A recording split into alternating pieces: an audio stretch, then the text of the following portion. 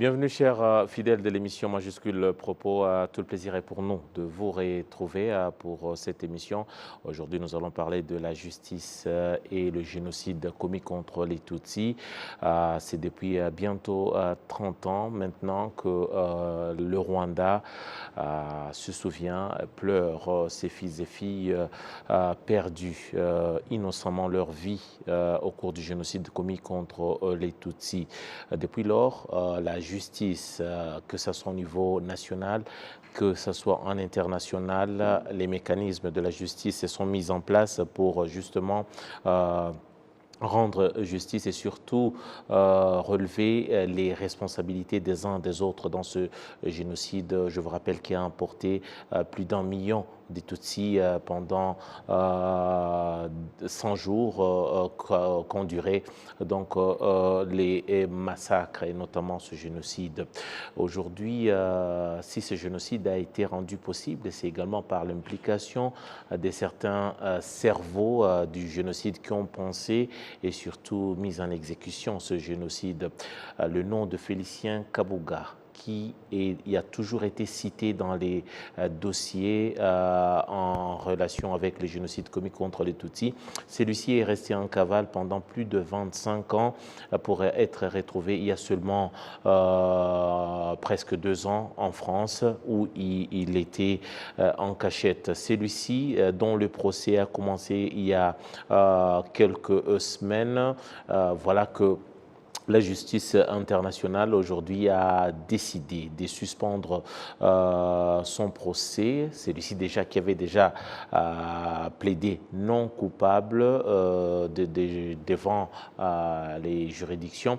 Celui-ci donc a été déclaré inapte aujourd'hui à cause de sa maladie, dans un état de faiblesse. Ce sont les experts, en tout cas, ce sont les mots des experts qui y ont donc fait savoir à la Cour que Kabuga Félicien, désigné et nommé comme l'argentier, sinon le financier du génocide commis contre les Tutsis, son procès ne va pas se poursuivre et celui-ci, donc à cause de sa maladie et sa faiblesse liée à de nombreuses maladies. Aujourd'hui, nous allons essayer un peu de comprendre ce que signifie cette suspension et ce que cette suspension implique par rapport déjà à la justice et surtout ce qu'attendent ou attendaient les survivants du génocide commis contre les Tutsis. Dans ces studios, nous sommes avec un maître Waingana Janvier. Il est homme de droit, mais il est surtout ici en sa qualité de l'avocat de Ibuka. Donc Ibuka qui aujourd'hui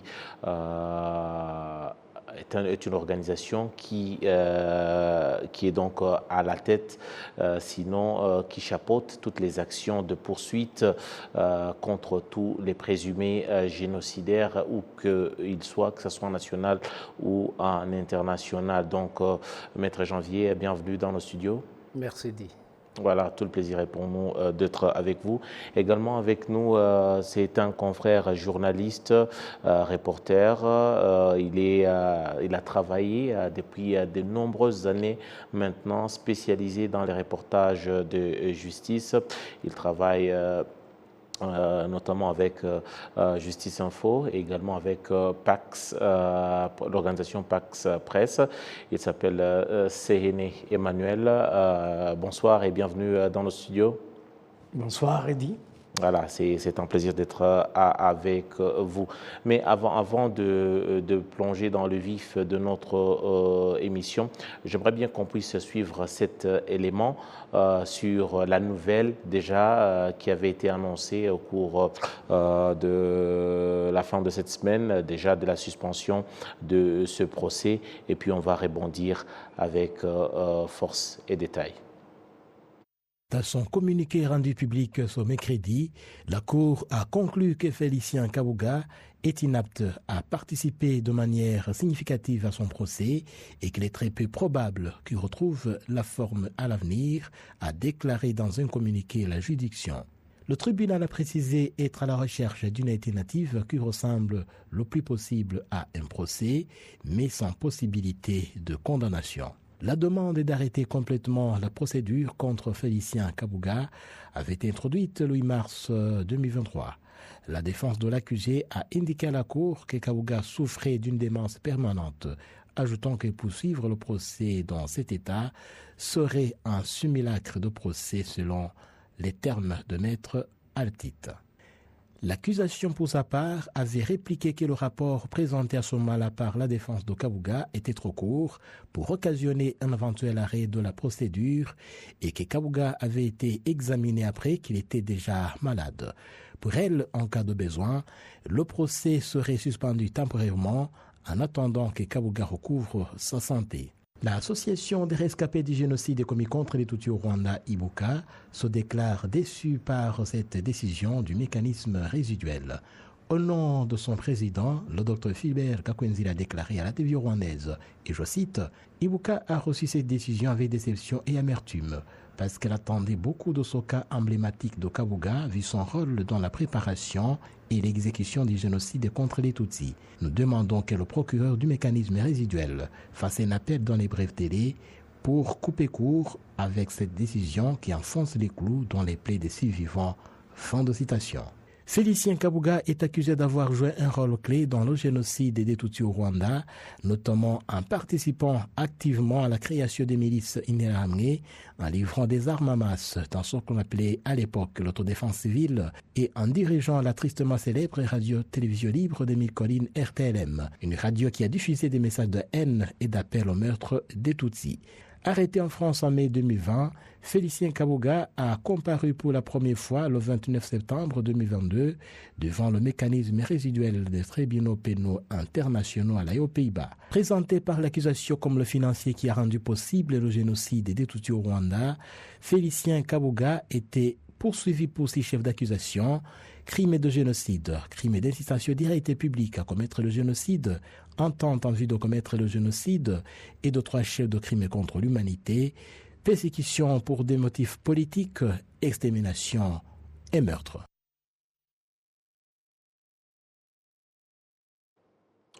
Voilà, c'est un peu les détails autour de cette décision.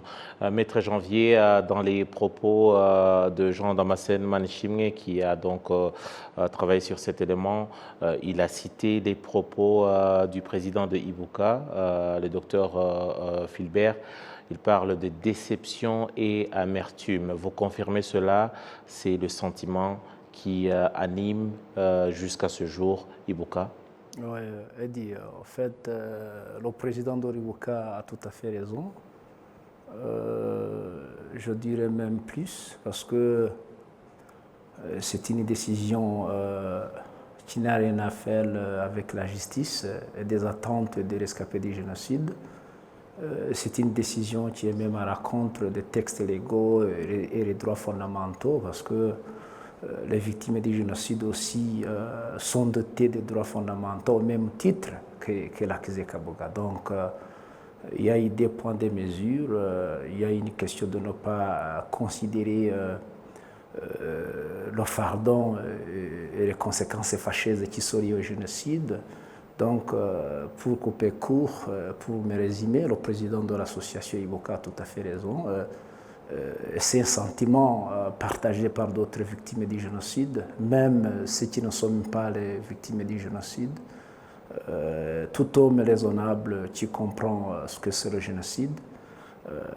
Je dirais même que les démons dans l'enfer, je ne sais pas où se trouvent, où habitent les démons, mais même les démons doivent être reconnaissants de ce qui s'est passé. Donc, avec les dégâts considérables humains, avec la destruction physique, morale, je dirais psychologique des rescapés du génocide, avec toutes ces sortes de choses. Donc, procéder à son genre, souvent moi je ne qualifie même pas, c'est un tourisme judiciaire. Et c'est ça se dit. On va peut-être éclaircir les choses tout à l'heure, déjà comprendre le contexte et surtout les raisons de cette suspension. Vous, Emmanuel, vous avez couvert tout à l'heure en vous présentant, vous avez couvert plusieurs procès, vous avez été au TPIR, vous êtes allé en France plusieurs fois, vous avez suivi des procès en rapport avec le génocide des Tutsis au Rwanda. Déjà, dans la peau du journaliste, du reporter que vous êtes, avez-vous été surpris par cette décision? Bon, au regard de ce que représente Kabuga dans la machine du génocide, ce qu'il a fait pour justement disparaître pendant plus de 20 ans et être rattrapé par la justice 25 ans après, tout cela illustre d'une certaine manière la force de M. Kabuga. Tout cela illustre qui Kabuga est. Et pour moi, le fait d'avoir disparu sur la scène, ou plutôt de la scène, de la circulation pour que le TPIR, avec toutes ses forces de recherche, pour ne disparaître et ne pas être attrapé. Pour 25 ans, 25 ans de cavale quand même. 25 ans de cavale, c'est trop. Au regard de ce que, en réalité, les génocidaires, le plan du génocide avait mis en place déjà en 1994. Déjà en 1994. En mai 1994, juin 1994, la machine du génocide avait déjà mis en place un plan qui est aujourd'hui en train de se réaliser pour certains gens comme Kabuga ou d'autres qui sont toujours en cavale. Ça veut dire... De quel plan parlez-vous Pardon? De quel plan? Le plan que la machine génocidaire avait déjà mis en place? Le plan de négation du génocide, ça c'est un. Et puis, le plan d'échapper à la justice, ça c'est deux. Et de trois, le plan, même si on est rattrapé par la justice, de saper cette justice en se présentant devant la justice, mais en réalité, de par certaines manœuvres, en essayant d'échapper à la justice, même si on est entre ses mains. Donc, cela ne m'étonne pas, et quand même justement à son arrestation, quand j'ai eu ce sentiment, j'ai eu cette réaction, j'ai dit, voilà, que les forces dont Kabuga a pu bénéficier pour partir du Zaïre, Centrafrique, Suisse, revenir au Zaïre, Kenya et en Allemagne, et puis disparaître tout d'un coup. Quelqu'un me disait à son arrestation, quand il a été arrêté en mai 2020 dans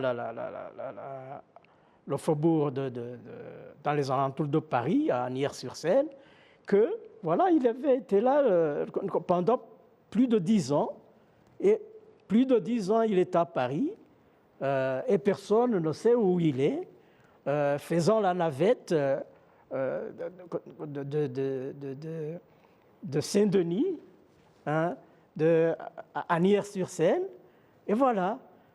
Et tout d'un coup, il est arrêté. Et je me suis dit, pourquoi est-ce que les forces, ne pas craindre que les forces qui l'ont aidé à se cacher pendant tout ce temps, ces forces qui l'ont aidé à être couvert, ne vont pas l'aider à jouer au cache-cache, même entre les mains de la justice. Justement, voilà. Ça ne m'étonne pas. Voilà, il y a le sentiment et l'observation de certaines personnes avisées par rapport déjà au procès des génocides. Maître Janvier, vous êtes homme de droit également. Nous avons une juridiction. Déjà au départ, nous avons le tribunal international pour le Rwanda, le TPIR, mais qui a donc passé la main au mécanisme résiduel qui déjà prend en charge ce procès. Ce sont des experts mandatés par cette cour qui ont donné leur avis pour la suspension. Comment comprendre si ce sont déjà avec une certaine crédibilité, connus et reconnus des professionnels qui rendent leur décision de dire voilà, l'accusé tel n'est plus en mesure d'être jugé, de suivre un procès, une procédure de procès comme celui-ci de manière normale et donc de mettre, je vais dire presque, de suspendre son procès. Avez-vous des preuves de pouvoir mettre en doute la décision de ces experts-là médicaux? Merci Eddy. Votre question me semble couvrir des aspects essentiels. Les aspects portant sur les rapports des experts médicaux qui ont été commis par le mécanisme, ou du moins le siège du tribunal qui travaille ou qui jugeait l'affaire Kabuga. Et notre aspect, c'est un aspect, je dirais, de négligence. Donc, il va falloir signaler un tout petit peu la genèse de son tribunal. C'est un tribunal qui statue sur les affaires résiduelles, donc commis par le Conseil de sécurité après la fermeture officielle du TPIL. Le fameux TPIR qui a été créé depuis donc avec la résolution 955, c'est une résolution du Conseil de sécurité des Nations Unies. D'abord, c'est une décision politique. Et puis, c'est une décision politique qui est émanée de la politique de l'époque, dans les années 95, 14, 16, ainsi de suite. Depuis sa création, c'est un tribunal qui a été marqué ou caractérisé par le mépris total à l'envers des Rwandais, du moins des rescapés. Il y a eu des caractères discriminatoires exclusifs, donc des comportements exclusifs. Je vais vous donner un exemple, par exemple. Vous voulez dire que ce tribunal, le TPIR, n'a jamais pris en compte les desiderata des survivants du génocide, les desiderata déjà du gouvernement rwandais ou du Rwanda ou du peuple rwandais. C'est un tribunal qui a mis de côté, qui n'a jamais considéré ou qui n'a jamais pris en compte le contexte déjà du génocide et de ses conséquences. C'est ce que vous insinuez? Exactement, c'est ce que je voulais dire, Eddy. C'est un tribunal qui doit avoir plusieurs, donc dans son statut et son règlement de procédure, c'est un tribunal qui ne prévoit même pas de dispositions qui donnaient la place aux victimes ou à les représentants politiques de pouvoir intervenir dans les affaires. Ça, c'est un tribunal depuis 1995 qui n'a pas, dans son statut et dans son règlement, donc je dirais que le statut c'est comme une constitution du tribunal, donc c'est la loi fondamentale. C'est un acte, je dirais, à moitié politique et à moitié juridique, parce que son statut, c'est un statut qui doit lier, dis-moi, qui doit lier le juge et que le juge de leur propre parle, essaie de mettre en œuvre un règlement de procédure pour pouvoir démarrer le procès. Alors, dans les deux textes fondamentaux, notamment dans le statut et le règlement de procédure, il n'y a pas de place des rescapés du génocide, il n'y a pas de partie civile. Ça, c'est l'échec numéro 1. Il n'y a pas de disposition à caractère civil, donc ce sont des dispositions purement pénales. Ça, c'est un dans le statut. Et dans la pratique et le fonctionnement du mécanisme, de son TPR de l'époque, le gouvernement rwandais, les Rwandais, l'État rwandais, qui est le garant, entre autres, des droits des Rwandais, les rescapés y compris, il n'y a pas un rôle prépondérant, un rôle actif.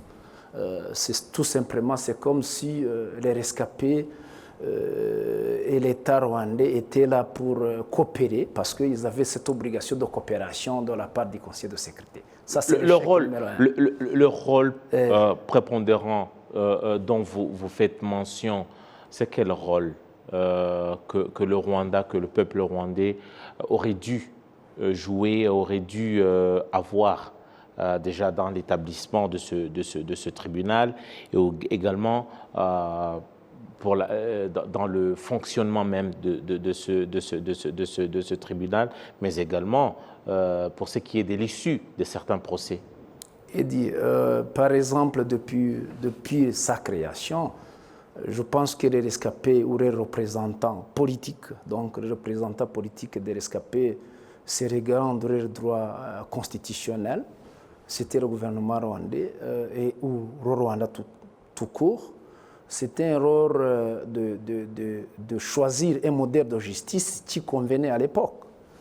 Par exemple, son genre du tribunal pénal international à Diok, c'est pas aussi un modèle de justice, parce que plus tard, nous avons observé le tribunal spécial pour le Sierra Leone, pour le Libéria. Ce sont des tribunaux hybrides où le représentant ou le gouvernement sierra-léonais avait une mainmise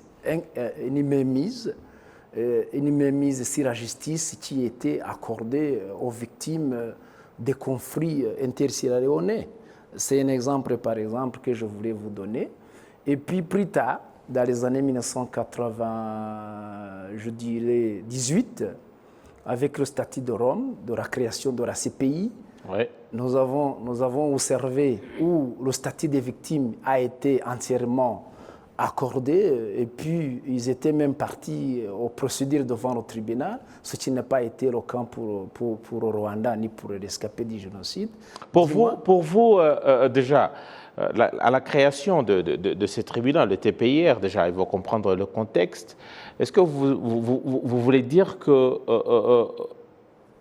à travers les années ou au cours du temps, on aurait dû, par exemple, procéder à certains amendements pour ce qui est du fonctionnement de ce tribunal, pour accorder un peu plus de place, un peu plus de droit de regard et de participation au fonctionnement de ce tribunal? Vous avez tout à fait raison, Eddy. C'est ça qu'il faudrait faire. Et c'est ça qui a été fait pour d'autres victimes du génocide ou des crimes internationaux.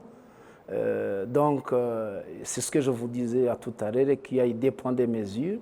Donc, le traitement qui a été accordé aux autres victimes dans les années 80, je dirais 95, 2000 jusqu'à nos jours, ce n'est pas le même statut qui a été accordé. Nous observons notamment les indemnisations qui ont été accordées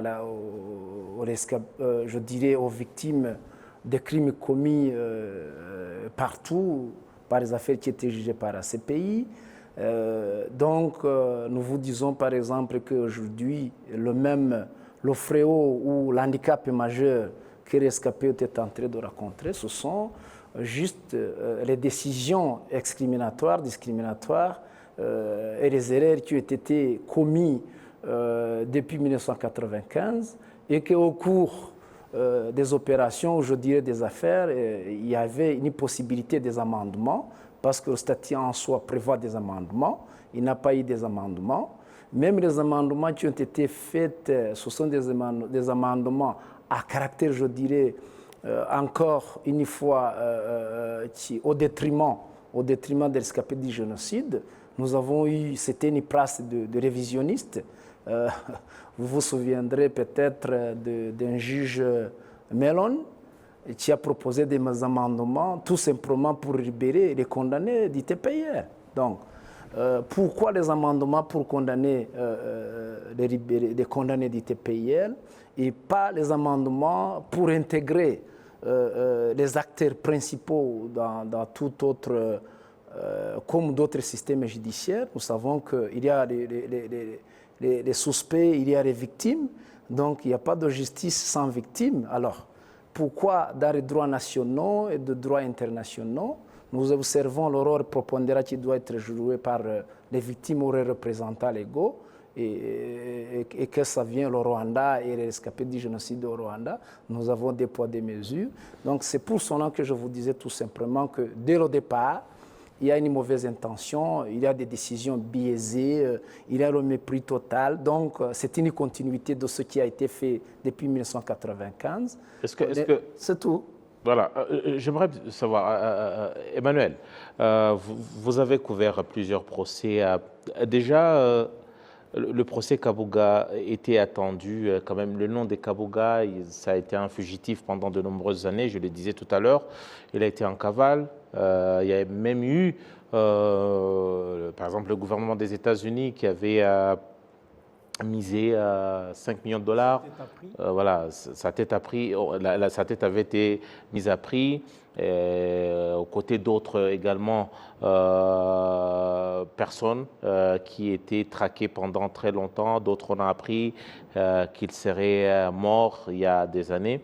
Est-ce que, après les explications de Maître Emmanuel, avez-vous eu un sentiment dans la couverture de ces procès en rapport avec le génocide des Tutsis, ce sentiment, par exemple, de deux poids, deux mesures, la manière dont, par exemple, les procès de la CPI, instance créée après le TPIR, avez-vous un sentiment aujourd'hui que le cas du Rwanda, le cas du génocide des Tutsis, qu'il puisse y avoir une justice à deux vitesses, par exemple, ou deux poids, deux mesures, ou qu'on ne donne pas assez d'importance à ce qui concerne le génocide des Tutsis? Ce que Maître Janvier a dit est quelque chose de fondamental dans l'administration de la justice. Il faut que la victime soit partie prenante à la procédure. Ça veut dire que du début à la fin, la victime doit être là, au besoin assister, mais être là pour parler de ce qu'elle a vécu. Et pour quiconque, par exemple, a été au TPIR et a vu la façon dont les victimes, dont les femmes violées, par exemple, étaient malmenées par des avocats achetés par leurs clients. Je dis bien achetés parce que maintenant, il est de notoriété qu'à un certain moment, les honoraires des avocats du TPIR sont partagés entre les clients, donc entre les accusés et leurs avocats, et par le même truchement, par ricochet à leurs familles, aux familles des accusés. Donc, les victimes être malmenées, juste comme si de rien n'était, et voilà, ils repartaient. Tout cela montrait que, comme le disait Maître Janvier, que la victime avait très peu de signification aux yeux même de cette justice onusienne. Donc, en couvrant tout ça... Mais ça c'est ce qui, en ce qui concerne le TPIR, il a différencié cette situation déjà au fonctionnement des cas dont la CPI s'occupe aujourd'hui. Par exemple, pour ce qui est des dommages et intérêts aux victimes, le fonctionnement n'est pas le même. Et c'est pourquoi j'ai posé la question, avez-vous, et je le répète, le sentiment qu'il puisse y exister deux poids, deux mesures dans la manière de traiter ou en tout cas de rendre la justice? Parce qu'ici, j'insiste aussi bien que ce soit les condamnés pour ce qui est du TPIR, ceux-là qui ont été condamnés, ils sont également condamnés pour des crimes contre l'humanité. Ce n'est pas que des crimes commis contre les Tutsis, mais c'est des crimes commis à l'encontre de l'humanité. N'est-ce pas que peut-être on pouvait espérer, s'imaginer avoir une justice qui rend, en tout cas, justice, je m'excuse pour cette tautologie, à l'humanité, pas seulement aux Rwandais? Bon, justement, quand on couvre de tels procès, on est là pour reporter les faits, reporter ce qui se passe, ouais, les audiences, mais aussi receler les lacunes. Et justement, en parlant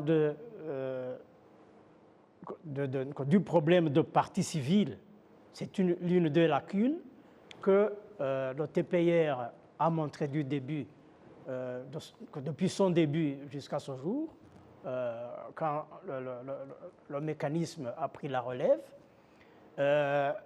Et puis, comme il l'a mentionné aussi, quand on administre la justice, c'est qu'on a besoin de savoir la vérité. Qu'est-ce qui s'est passé?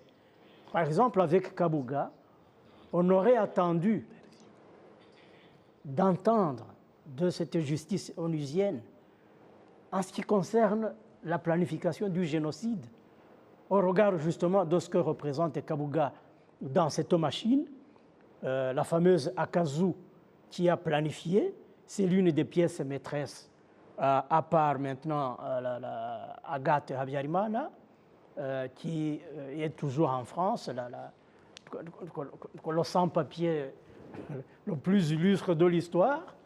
Donc, à part Agathe, c'est de Félicien Kabuga que l'on attendait toute la vérité sur la planification et l'exécution du génocide. Comment tout cela a été fait? Qu'est-ce qui s'est passé? On attendait tout ça. Et ça, c'est rendre justice non seulement aux victimes, mais aussi à toute l'humanité, comme vous le dites. Et c'est la raison pour laquelle je comprends que les États-Unis ont mis sa tête à prix, justement parce qu'ils reconnaissaient que Kabuga était un criminel qui a fait tort à toute l'humanité. Et maintenant, tout s'arrête. On ne sait rien. Et le TPIR, avec le procès MRND, s'est contenté de prendre justement des gens de second plan, à mon sens. Pour moi, ce sont des gens de second plan, même s'il s'agissait du président du MRND et de son vice-président, mais ce sont des gens qui ont été placés justement comme des gardes chiourmes pour être vus. Mais les vrais planificateurs, les vrais maîtres d'œuvre étaient là, et Kabuga fait partie de cela en tant que, par des liens matrimoniaux, il est gendre de Kabuga, de Habyarimana, de la famille Habyarimana, pour lui avoir donné ses deux filles. Il est gendre de Gaspard Munyameta, toute la grande famille là de l'Akazu, où on retrouve les grands planificateurs. Et voilà, s'il est attrapé, les gens attendaient, les victimes, le Rwanda, le monde attendait que toute la vérité, enfin, va être révélée. On va voir si déjà cette décision-là reste irrévocable ou s'il n'y a pas d'autres possibilités à envisager. Mais j'aimerais bien vous inviter tous les deux également à ceux-là qui nous suivent. On va suivre également un autre homme de droit. Il a également été au tribunal international pour le Rwanda. Il est également maître avocat. Il s'agit de Murangwa Faustin, qui a également placé un mot par rapport à cette suspension et surtout de la lecture qu'il fait de cette décision. On revient tout à l'heure. Moi, je crois qu'il faut lever la confusion qui est en train de circuler, comme quoi le rapport qui est sorti par les experts démontre que Kabuga a une incapacité qui l'excuse, qui l'aiderait à échapper à la justice. Non, ce n'est pas ça. En fait, ce qui s'est passé, c'est qu'il a une incapacité physique de tenir ou bien de poursuivre son procès. Rappelons que, en fait, c'est son droit en tant qu'accusé de poursuivre son procès, mais aussi d'être jugé comme une personne qui a le droit d'être présumé innocent. Voilà pourquoi, en fait, le tribunal, après ce rapport, le tribunal examine minutieusement ce rapport pour voir une procédure alternative au procès. Donc ce n'est pas l'excuse l'excuse de poursuite qui est le résultat d'une incapacité mentale. Là, on parle d'une incapacité physique, pas une incapacité mentale. Et le résultat ou la suite, c'est une procédure alternative au procès, ce qui fait que donc on peut voir un scénario où Kabuga soit sera poursuivi pour quelques minutes ou quelques heures à la salle d'audience, ou bien une procédure où il est poursuivi dans sa cellule sur vidéoconférence. Ça, c'est des possibilités. Je parle des possibilités parce qu'il y a des jurisprudences, à savoir la jurisprudence des Khmers rouges au Cambodge. Il y a certains des présumés ou bien des présumés qui ont été poursuivis devant le tribunal international pour le Cambodge, dans les cellules ou au procès, mais pendant quelques heures par rapport aux heures prévues par la Cour. En fait, je crois que ce que j'ai dit que ce n'est pas que Kabuga ne sera pas poursuivi. Par contre, il y aura une implication budgétaire et une implication du point de vue timing. En fait, le procès risque de prendre plus longtemps qu'on l'attendait, et ça risque de coûter plus cher qu'on l'attendait aussi. Parce que il faut voir que les logistiques pour une vidéoconférence entre la cellule et la salle d'audience risquent de coûter cher. Mais aussi la possibilité de diminuer le temps de poursuite pendant les audiences qui vont se poursuivre risque de diminuer sensiblement, ce qui risque d'élargir le procès. Bien sûr que ces avocats vont essayer d'utiliser ce rapport pour dire à la Cour que ça devrait résulter ça devrait bénéficier à Kabuga d'échapper à la poursuite. Mais la Cour a l'obligation de balancer entre la gravité des crimes dont Kabuga est soupçonné, à savoir crimes contre l'humanité, génocide, mais aussi le balance du droit de Kabuga et le droit des victimes qui attendent justice. Maître Faustin Murangwa, qui a également été au tribunal international pour le Rwanda. Emmanuel, la topographie, la lecture de la situation et surtout comment est-ce que le maître Murangwa envisage la suite des événements? Êtes-vous du même avis? Est-ce que sommes-nous dans la même logique? Bon, je suis content que Maître Murangwa rassure les collégiens parce que que les gens aujourd'hui pensent à un des trois scénarios, qui en réalité peuvent se lire dans ce qui s'est passé avec la décision du mécanisme de suspendre le procédé Kabuga. Le premier scénario, c'est que l'arrêt total, pur et simple de la procédure. Donc, jugé incapable, pas seulement, il ne s'agit pas d'une incapacité physique seulement, parce que il y a eu toute une expertise. On est allé même jusqu'à diagnostiquer, et ça je n'ai pas lu dans les rapports, mais on parle même de ce que Kabuga pourrait être atteint d'un Alzheimer. Et un Alzheimer, ce n'est pas physique, ça affecte la capacité de la mémoire, la capacité de participer activement, de façon effective au procès.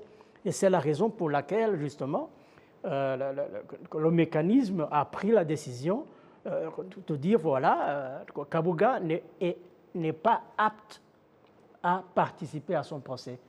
Mais est-ce qu'il s'agit de cet arrêt définitif en question, ou alors s'agit-il,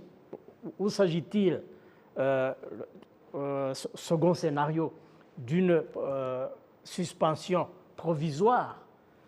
À l'heure actuelle, le mécanisme que la défense ou l'accusation, je ne sais plus qui, que la décision est en appel, est en train d'être revue en appel, pour voir si le troisième scénario d'une mesure alternative pourrait être mise en branle pour que Kabuga puisse continuer à être jugé. Mais comment être jugé?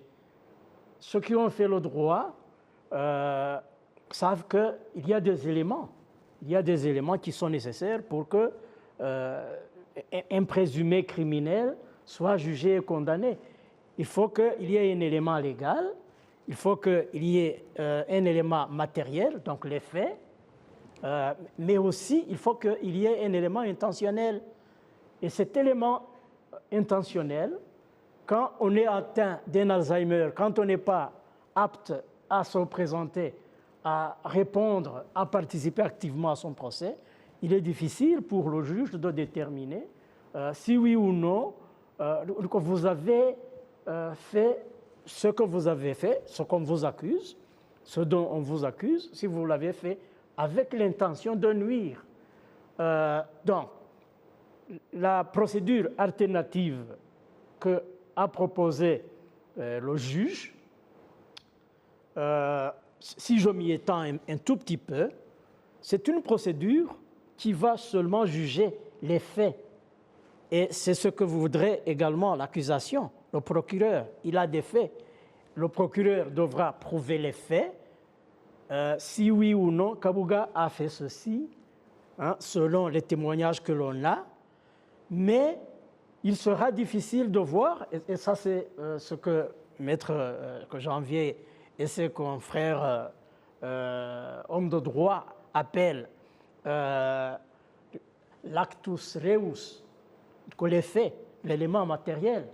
Mais il sera difficile de juger s'il y a eu un mens rea, s'il y a eu cette intention, parce que Kabuga justement ne pourra pas. Bon, alors, à la fin de la procédure, qu'est-ce qui va se passer? Le juge va dire tout simplement Kabuga est coupable, oui, il ne prononce pas d'acquittement. Donc, il y a le verdict de non-acquittement et il n'y a pas de condamnation. Il n'y a pas de condamnation, pourquoi? Parce que Kabuga ne s'est pas défendu personnellement, parce que l'élément intentionnel, l'élément criminel, dans l'intention de nuire, n'a pas été prouvé. Oui, justement, à ce propos, Maître Janvier, déjà dans ce procès, Kabuga s'était déjà présenté devant le tribunal. Il avait déjà plaidé non coupable. C'est quand même assez différent du cas où Kabuga ne s'était jamais présenté devant le tribunal pour justement les mêmes causes. Imaginons par exemple qu'il ait été déclaré inapte par rapport à sa maladie ou à sa condition de santé à ne pas se présenter devant un tribunal et qui n'est pas plaidé coupable. Auriez-vous compris, par exemple, cette décision ou comprenez-vous quelle est la lecture que vous faites, le fait qu'il s'est déjà présenté devant quand même la justice et que déjà en amont, il dit, il se déclare, il s'est prononcé non coupable par rapport aux faits qui lui sont reprochés.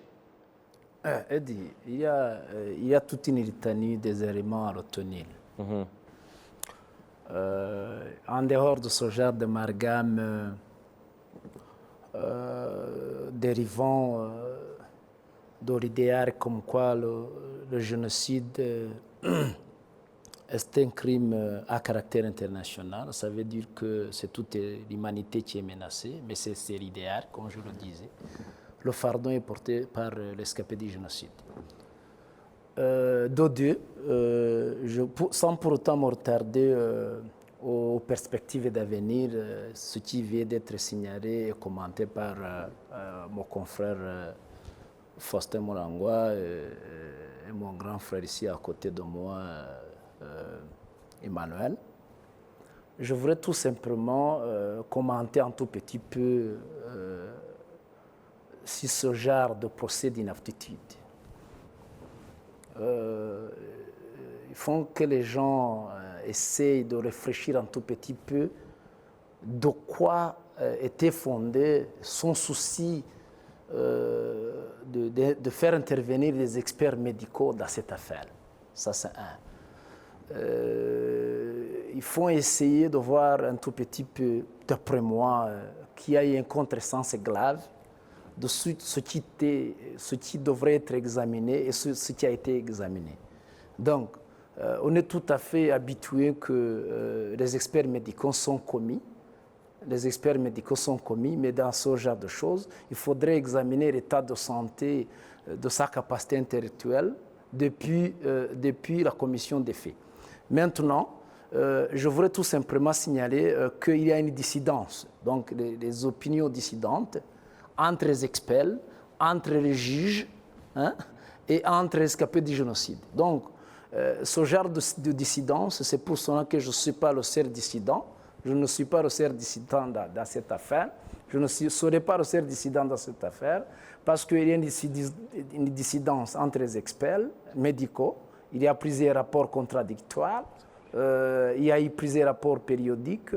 Et le juge, parmi les juges, il y a un juge dissident qui a bien présenté son opinion, qui disait qu'il est tout à fait normal que d'après lui, selon les rapports qui ont été dressés par les experts, rien n'empêche Kabuga à continuer cette affaire.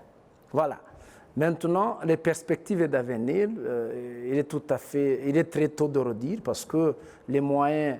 oui, justement parce que trop tôt de le faire, mais quand même... Il est trop tôt de le faire.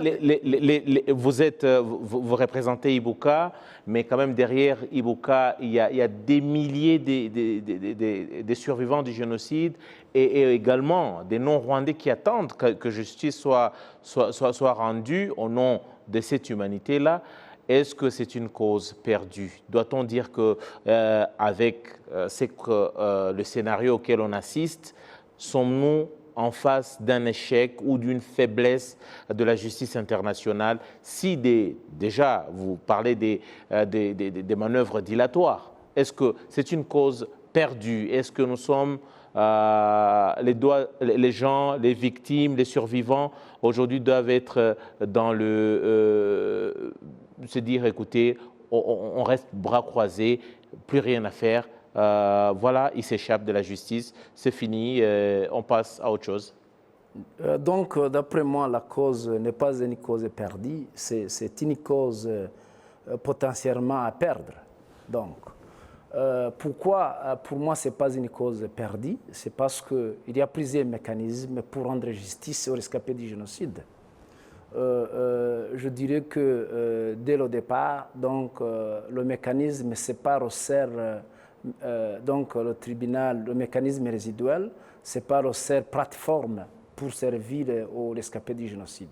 De deux, il y a plusieurs moyens de faire une pression. Donc, je dirais que c'est une pression parce que les rescapés du génocide doivent comprendre que la justice, ce n'est pas un privilège, c'est un droit fondamental. Et les droits ne se ramassent pas comme ça. Donc, c'est à eux de décider de l'avenir, d'écrire l'histoire. Et puis, il y a ceux qui ne sont même pas rescapés, même les génocidaires.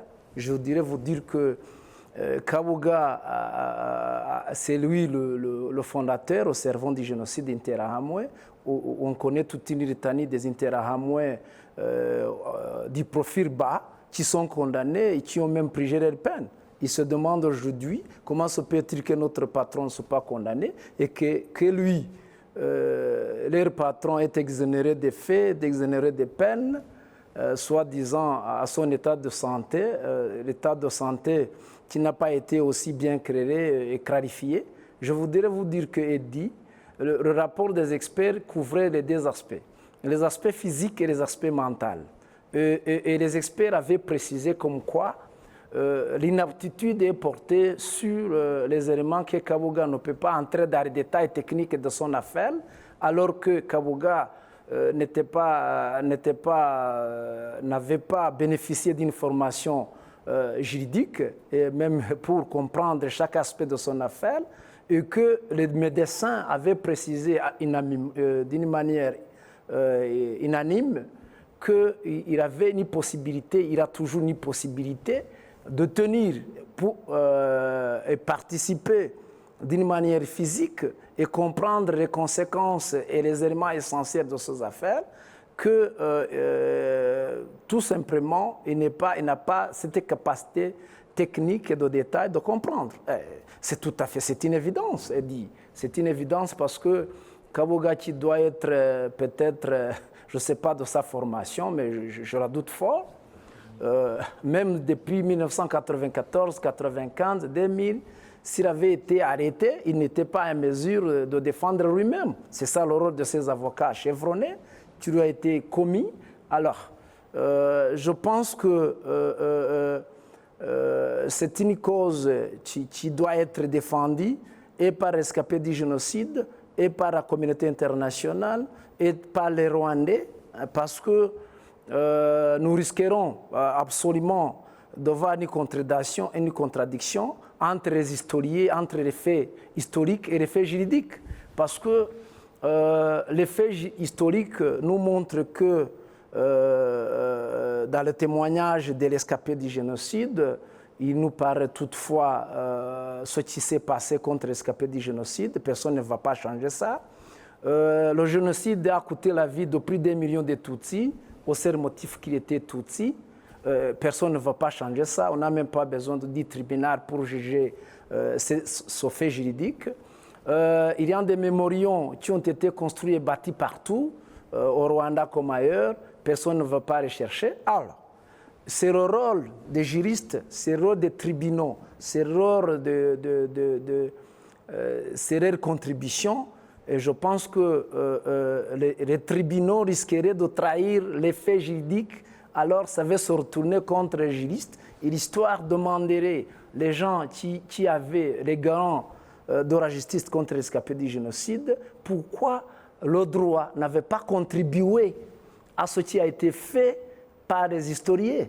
Donc, pour vous dire que c'est vrai, le génocide a coûté la vie et a coûté la vie des Tutsis, des rescapés, mais les conséquences fâcheuses et la justice qui seraient liées à l'injustice, cette fois-ci, ce n'est pas une affaire seulement des rescapés du génocide, parce que les rescapés sont là pour servir comme les outils pédagogiques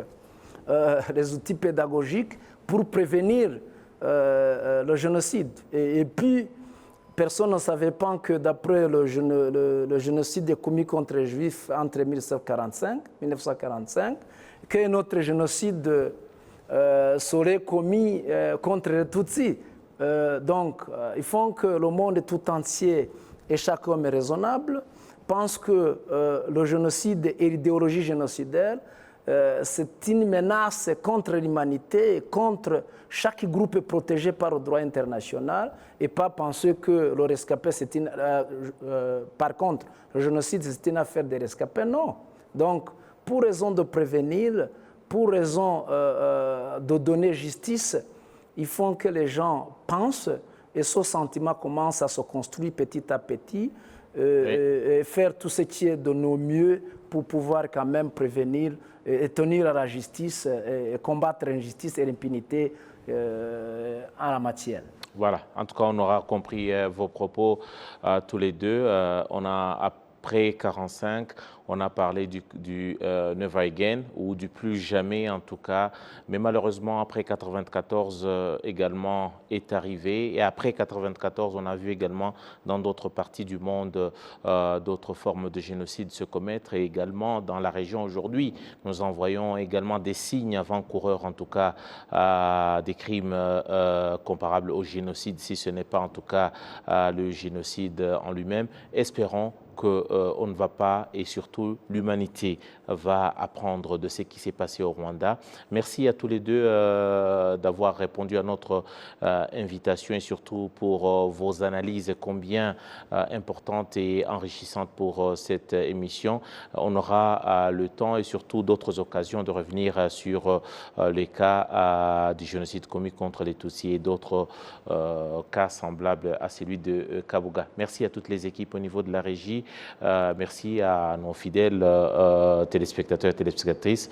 Nous aurons tout le plaisir de vous retrouver très prochainement pour une nouvelle émission Majuscule Propos.